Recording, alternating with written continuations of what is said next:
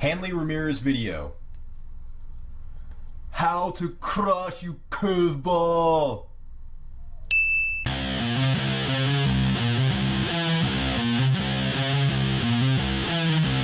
Hey, what's going on? It's Joey Myers from the Hitting Performance Lab, and in this Hanley Ramirez hitting a curveball do's and don'ts video, we're going to go over three different things.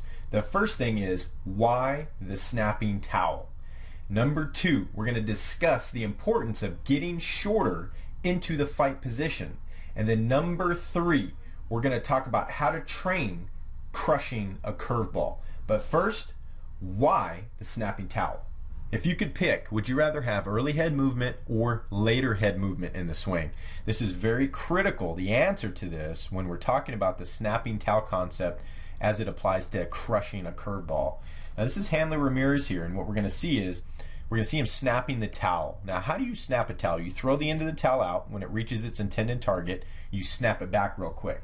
So here's the towel being thrown out in front. When it reaches its intended target, then it's going to snap back. Spine and head, you see this angle with the front leg going up and over the catcher's head. Now notice what's happening with head movement. Hanley Ramirez is getting early head movement.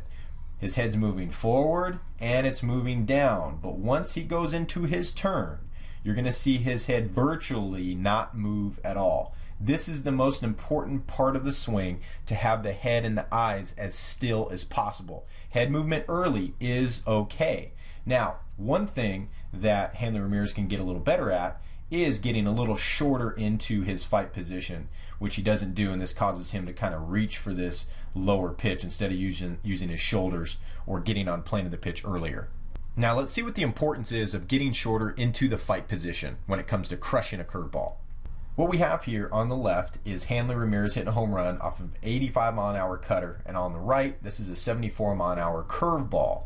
Now it's really important to get shorter into the fight position or landing position because it sets the pitch plane early. It's number one. Number two, it creates a sort of defense mechanism, what Jamie Cevallos of positional hitting calls the cushion or double cushion. Over here on the right, you're going to see Hanley Ramirez is going to actually flex more in the knee. He's going to flex and then extend, or what J.K. Whitehead of BaseballRebellion.com calls pushing the pause button.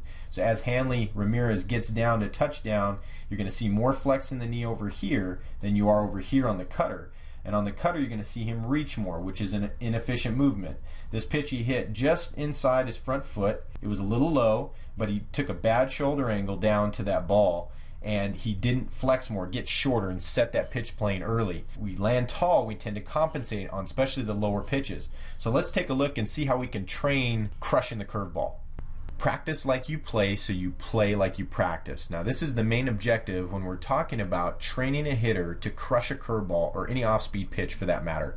There are a couple things that we can do. Number one, the break it apart drill. Get a hitter comfortable with hitting out of his fight position or her fight position, landing position.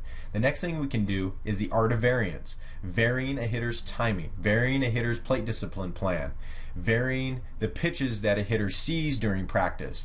All these things are going to help with a player practicing like they're going to play, so that they play like they practice. I'm going to post links to both of these videos in this video so that you can see them and work on them. I hope this video helped. Make sure that we're swinging smarter by moving better.